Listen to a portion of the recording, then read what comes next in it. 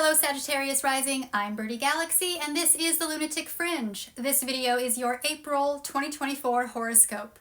So let's get right into this. As we start out the beginning of the month, the Sun and Mercury are both in Aries in your 5th house. The 5th house is the house of play, romance, creativity, just children, childlike behavior, joy, vitality.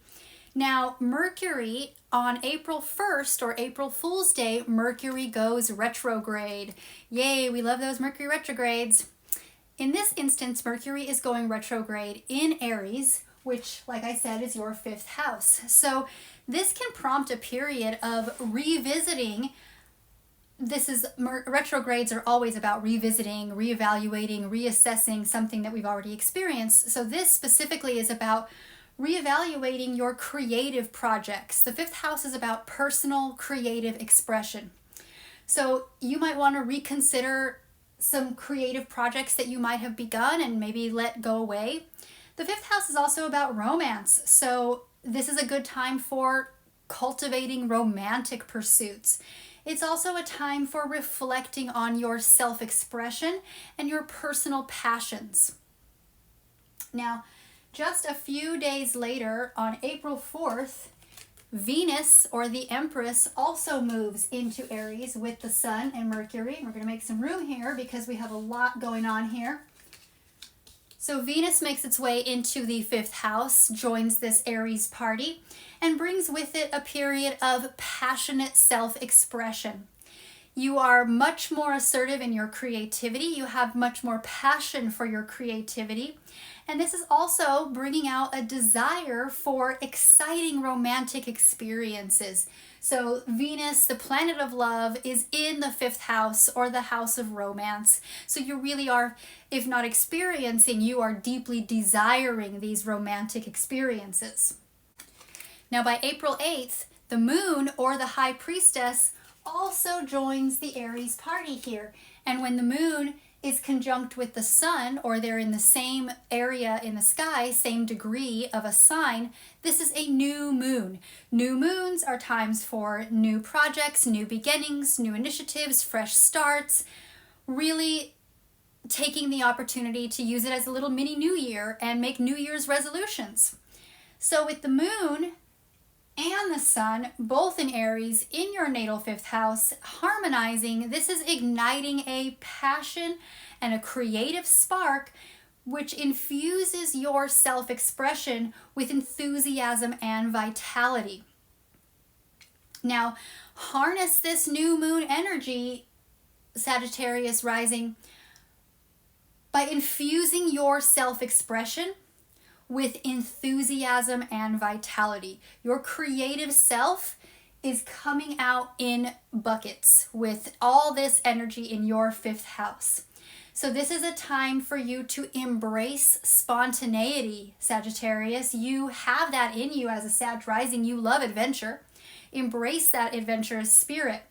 This is also a good time to pursue activities that bring you joy and fulfillment.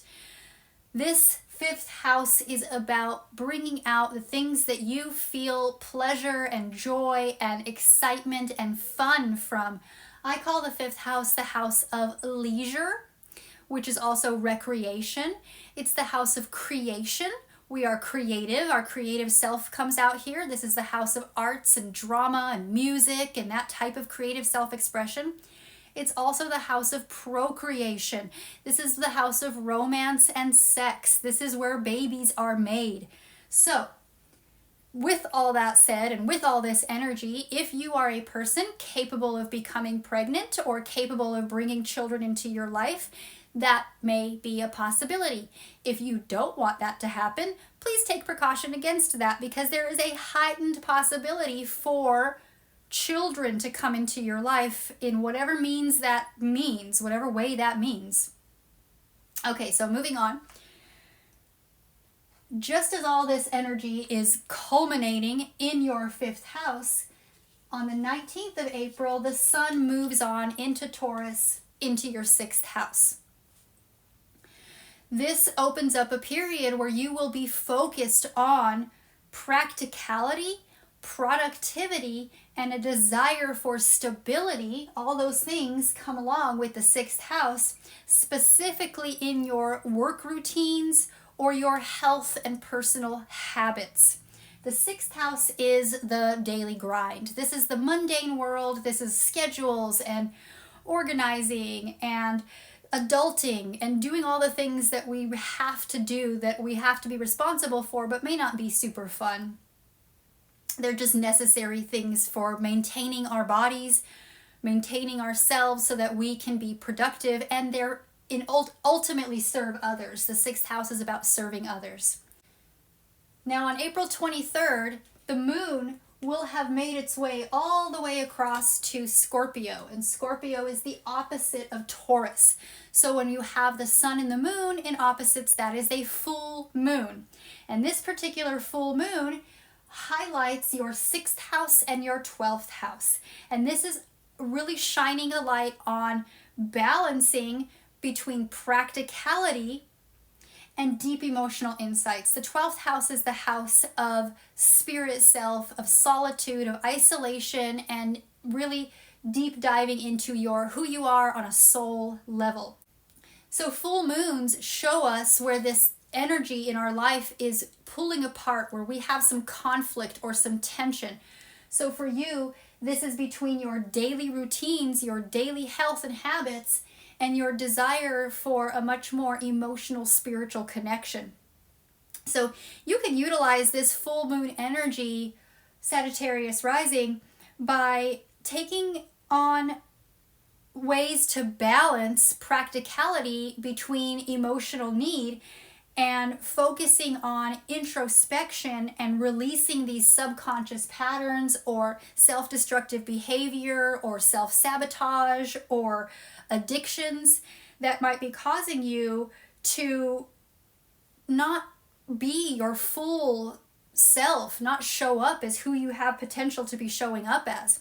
So while also embracing these grounding practices and being mindful of your responsibilities in life, it's a good time to dive into maybe more spiritual meditation or some sort of mindfulness or holistic care daily routines.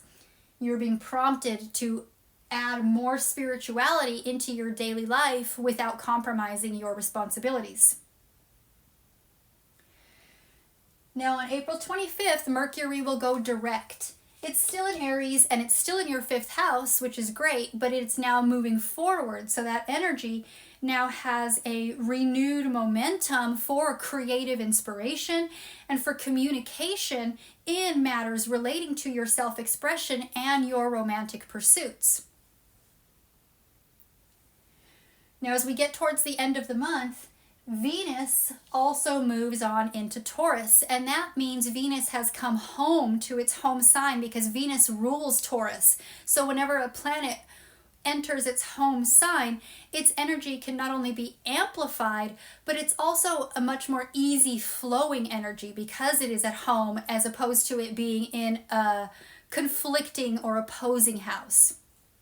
So Venus coming home to Taurus in your 6th house may bring up a period of increased focus on your indulging in sensual pleasures and finding joy in your daily routines, which now may include some sort of self-care or some sort of health and bringing more happiness into your life routine. And now lastly, the very next day on April 30th, Mars, or the Tower, Mars is the energy of just like raw lightning, like this lightning bolt here, just raw power. Mars also comes home to Aries. Mars rules Aries, so when Mars is in Aries, it again is amplified. There's so much more energy going on here.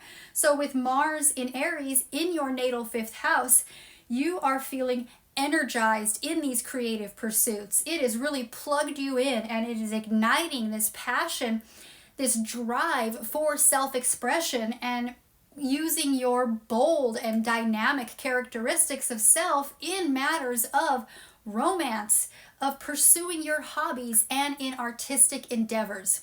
So Sagittarius rising, that's what I have for you. There's so much going on in your 5th house, your house of recreation, procreation, creation, fun, romance, leisure, joy, childlike joy, playing, fun and games. I really hope that you enjoy this transit while it's happening. And all of these things are having a big effect on how you go about your daily life, the daily grind, your daily routines, and your health and habits. So as always, please give me a like and subscribe if you haven't already. Thank you so much for watching to the end of the video, and I will see you next time. Bye.